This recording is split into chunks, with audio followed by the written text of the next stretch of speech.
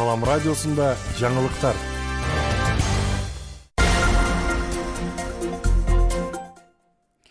Саламатсыздарбы? Баткенден салам. 25-июлга алынган жаңылыктар түрмөгү менен сиздерди мен Айжамал Амирова тааныштырмакчымын. Алгач жаңылыктардан кыскача түрмөк. Баткенде 6 айда 6 оор кылмыш катталган. Энелердин жана балдардын өлүмү төрөт бөлүмүндөгү коррупция облустук жыйында талкууланды.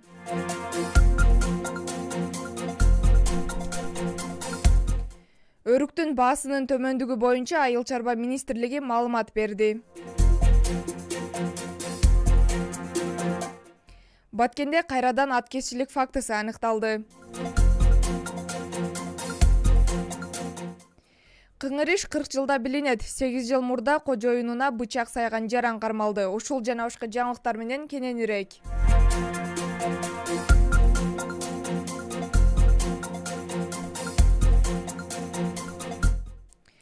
Баткенде 6 айда 6 оор кылмыш катталган. 2022 жылдын 6 айында 585 кылмыш катталып, 512синин бети ачылган. Натыйжада былтыркы жылга салыштырмалуу кылмыштардын бетин ачуу 21%га жогорулаган. Оор жана өзгөчө оор кылмыштардан 6 ай ичинде 6 кылмыш катталып, баарынын тең бети ачылган. Ал эми адам өлтүрүү фактыларынан 4 факт аныкталып, 4өөнүн тең бети ачылган. Баткен облустук милициясынын 2022 жылдын жарым жылдыгын жыйынтыктаган кеңешмесинде айтылды. Облустук милициянын жетекчиси Мурат Боронов коомдук тартипти сактоо, кылмыштуулуктун алдын алуу жана күрөшүүдө милиция кызматкерлерине бир катар тапшырмаларды койду. Ал эми кемчилик кетирген кызматкерлерге тартиптик жазалар берилди.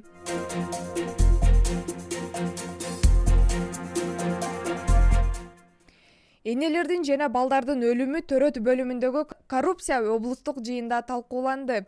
Баткен облусунун саламаттык сактоо тармагындагы маселелерди караган координациялык кеңешме болуп өттү. Энелердин жана балдардын өлүмү төрөт бөлүмүндөгү коррупциялык аракеттер кеңешменин негизги маселеси болду. Бул тууралуу президенттин Баткен облусундагы ыйгарым укуктуу өкүлүнүн басма сөз кызматы билдирди. Кеңешменин жүрүшүндө облус башчысынын орун басары Жаныбек Исаков аталган тармактын бир катар кемчиликтерине токтолуп, облустук медициналык мекемелердин жетекчилерине саламаттык сактоо тармагын жакшыртуу менен айтылган көйгөйлөрдү чечүү боюнча тапшырма берди. Ошондой эле саламаттык сактоо тармагындагы орчундуу кемчиликтерге жол койгон жетекчилерге чара көрүлөрүн эскертти.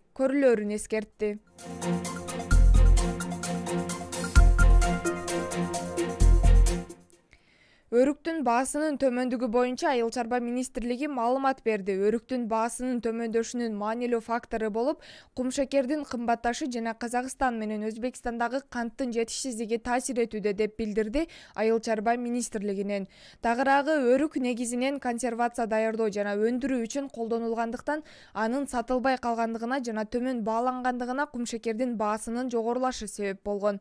Белгилей кетсек, акыркы күндөрү Ысык көл облусунда өрүктөр тегиз бышып, кургатууга болбогон өрүк түрлөрүн алуучунун жоктугунан ысырап болуп мал жеп жаткандыгы боюнча маалыматтар интернетте кеңири тараган.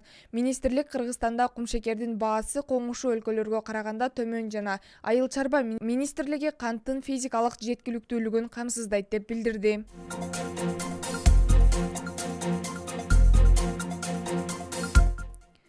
Баткенде кайрадан аткезчилик фактысы аныкталды. Мамлекеттин бажы кызматынан аткезчилик жолу менен ташылып келе жаткан коон кармалганы маалымдалды. Өзбекстандын Чоң Кара анклавынан Кыргызстандын аймагына кирүүдө кыргыз жаранын башкаруусундагы унаа кармалган. Унааны текшерүүдө салмагы 1200 кг, наркы 30 000 сомду түзгөн коон табылган. Кармалган жаран жүктү Өзбекстандан Кыргызстандын аймагына бажы көзөмөлүнөн тышкары мыйзамсыз түрдө ташып кирүүгө аракет кылган. Мыйзамды бузган жаранга 60 000 сом айып салынган. Товар 7400 сом өлчөмүндө 2 эселенген бажы төлөмдөрүн алуу менен товарлар бажылык жактан таризделди.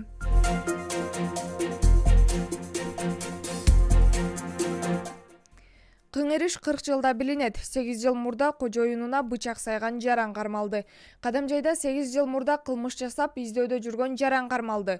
Ош облусунун Ноокат районунун Гулистан айылынын 1971-жылы туулган тургуну 2014 жылы Кадамжай районунун Бирлик айыл аймагынын Ормош айылында навайканада иштеп жүрүп, навайкананын ээси 38 жаштагы жарандын денесине бычак сайып, окуя болгон жерден качып кеткен.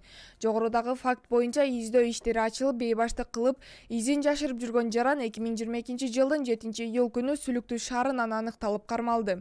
Азыркы күндө кармалган жаран убактылуу кармоо жайына киргизилип, тергөө иштери жүрүп жатат деп билдирди облустук милициянын басма сөз кызматы.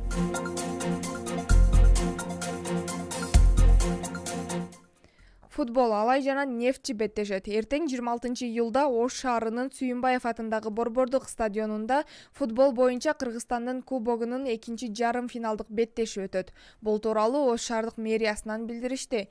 Жарым финалда Оштун Алай клубу менен Кочкор Атанын Нефтчи командасы беттешет. Мелдеш саат 18:00 башталат.